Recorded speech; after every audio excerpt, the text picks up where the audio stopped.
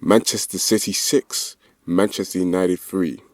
A shocking result, but if you watch the game, it didn't happen under shocking circumstances.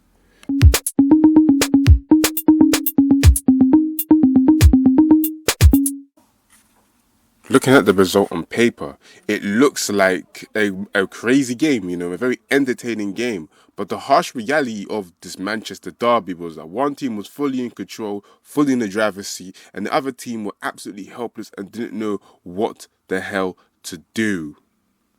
At half-time, the score was 4-0.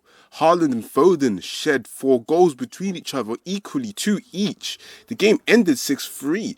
It was 6-1 at one point, with Haaland and Foden both completing their hat-tricks. A double hat-trick. Can you imagine? A double hat-trick. Bruh. I don't know. It's crazy. Obviously, Martial tried to make the scoreline more serious with 2 very consolation-like goals. When Man City clearly logged off the game, took off a whole bunch of key players for the Champions League game and just rested and just coasted to the end of the game. Man City always do this. They'll rip a team in the first half, and then in the second half, they'll just chill. Honestly, they could have made this a lot more damaging to Manchester United. But the 4-0 against Brentford happened, and now this 6-3 here. In between beating Arsenal and beating Liverpool in quite decent fashion. Obviously, Ten Hag has become manager of United now, and he's had a tough start. But he's managed to turn it around, hence, manager of the month in the Premier League last month. And now he's back, not to where he started, but now he's back to losing ways, emphatically, and... Of course, this is what happens when you get a new manager, a new system, new project. You're going to have ups and downs. You can be quite inconsistent at the beginning. It happened to Jurgen Klopp. It happened to Pep, so it's no surprise it's happening to Ten Hag, But ultimately, Manchester United were absolutely horrendous. Manchester City were completely clinical. Erling Haaland has really added another level to their attack.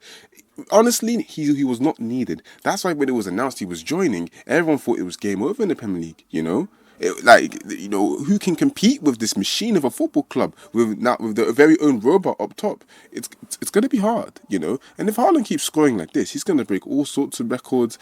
And, he's already broken, the quickest player to score 3 Premier League hat-tricks by some margin. It only took him 8 games. Fam, if you want to be specific, it took him 3 home games consecutively to do it.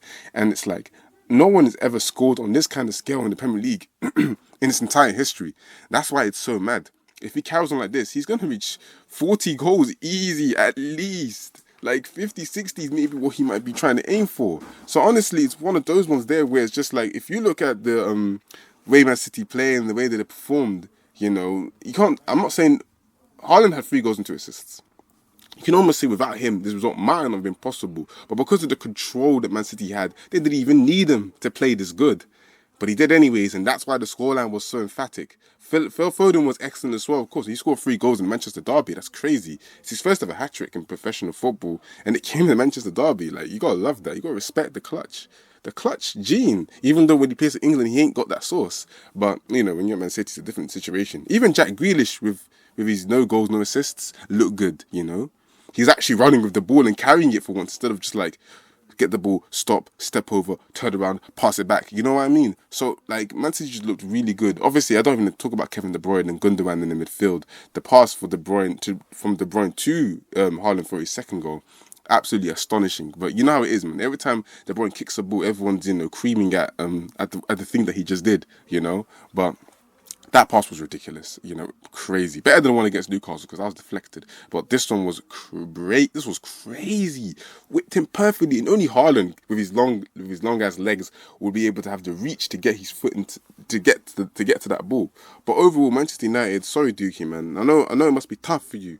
I don't know if you expected this or not, innit? But to many people watching on the outside, it was a game where, it wasn't expected for this to happen. And, United came to this game with good confidence and went a lot of games unbeaten, undefeated.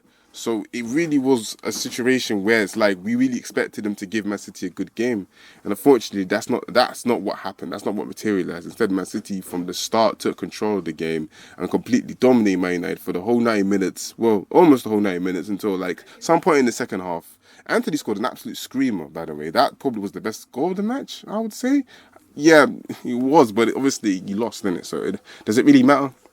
But he continues to score in every game for United in the Premier League, so I guess he's got that going for him. But, if United can just bounce back like they did against Brentford, they'll be fine. And Man City, once again, have shown that probably they're going to be the only ones that are in this title race, because Liverpool look out of it, Chelsea look out of it, Arsenal are pretenders, even though Arsenal do have the capacity to prove a lot of people wrong, including myself. And then Tottenham are Tottenham. Like, are we going to really take them seriously? We'll have to just wait and see. And Conte could still have something up his sleeve. But, yeah, obviously the table says Man City in second place, but I think they're first now in goal difference.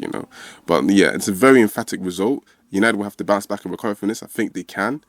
Obviously, an obvious tactical error was similar to the one that Ten Hag made against Brentford, where he played Eriksen at holding mid. Turns out he needed to have somebody there that would have done a lot more in terms of controlling the defence and protecting the defence, along with McTominay, because McTominay is not enough. He might have improved a little bit this season, but for him to kind of defend the whole defence by himself, to protect them, to shield them, ain't gonna work. Eriksen is there almost like in a deep playmaking role. He ain't gonna offer you much, in terms of protecting, shielding the back four.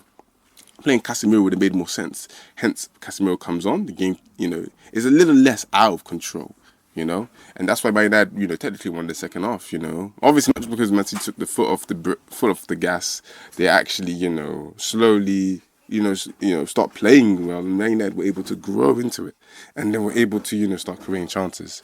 But all in all, tough performance, tough result for United, tough result for my guy Dookie, and Man City will take this game with, have this game and take this game in their pockets and have supreme confidence going into the next ones. So, yeah, I think I'm going to end it there. That's the reaction. Hope you guys enjoyed listening, and I'll see you in the next episode. Mini Laje.